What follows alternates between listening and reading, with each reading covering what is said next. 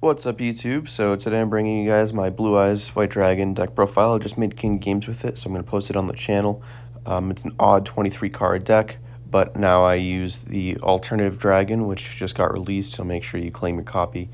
Three of the stones of Ancients and 3 of the stones of Legend. I play 6 tuners because you use them with cards of consonants, and it's both important to have a Blue Eyes on your field and important to have one in your hand because the skill you play is Ultimate Dragons, which requires Blue Eyes in your hand. And you can also use them as discard bait for your Hollowed Life barriers to basically guarantee you an extra turn or a Karma Cut just because it's Karma Cut. One Melody of Awakening Dragon, because if you use this card and you just discard whatever, you automatically just add your alternative and your Blue Eyes. You special the alternative out, and you just sync with it with one of these, and you automatically bring out a Blue Eyes Spirit Dragon. Blue Eyes Spirit Dragon, probably the best card in the deck right now. Negates graveyard effects. You can tribute it as a quick effect, and you bring out your Azurize. Typically, you would tribute it on your opponent's turn so that your Azurize cannot be targeted by Karma Cut. And yeah, so 3 Blue Eyes White Dragons and then 1 Dragon Spirit of White. You really don't need to play more than one because it's so revivable in this deck. You could bring it back with your stones. You could bring it back with your Azurize. You can special it out of the deck with your Sages. I played 2. You could play 3 if you want. I don't have a 3rd copy. Didn't really need it.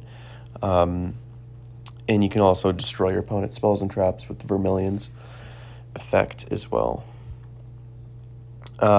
I play 1 Blue Eyes Twin Burst Dragon. You really don't need to play it because you already played out of the skill, but in case if you need an extra one, I do have it in there.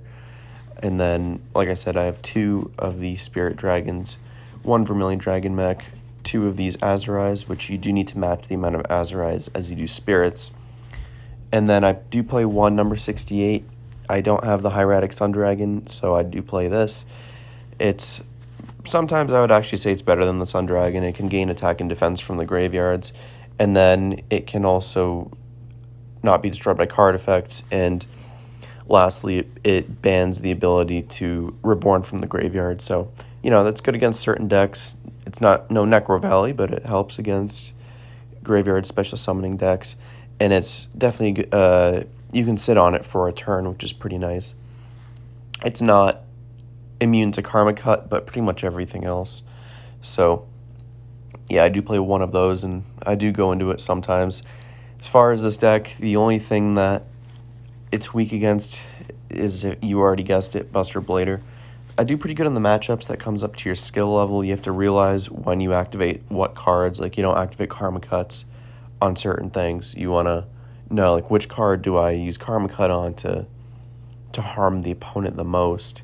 What do I discard? So you kind of got to play this deck a few times to kind of click with it. When I first started playing in it, I actually lost like every single duel, like no joke. I think I went 0 and like 7. I was like, I can't believe this deck's being pushed right now and I'm losing every single game.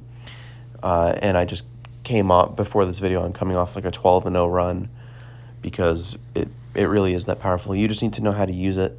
And I know that the 23 cards is odd, but I really couldn't get it going with 20 because there's no cards here that I want to cut. I want all my tuners because of my 3 cards of consonants. You can't not play the Melody of Awakening Dragon. You have to play 3 of these. You have to play him. You need to have at least 1 of these. And then I want to have all these traps because without the traps, you get OTK'd very easily. And last but not least is the Sage. Very good searcher. It's a great card to have because it's a +1.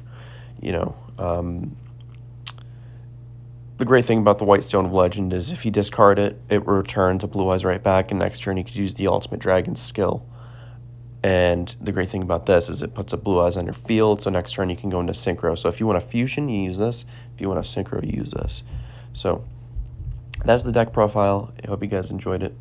Let me know what you guys think. I know this is not a rogue deck as I usually post, but I think that this time I'm going to be making a run in the KC Cup, and this is what I'll be playing. So good luck and have fun.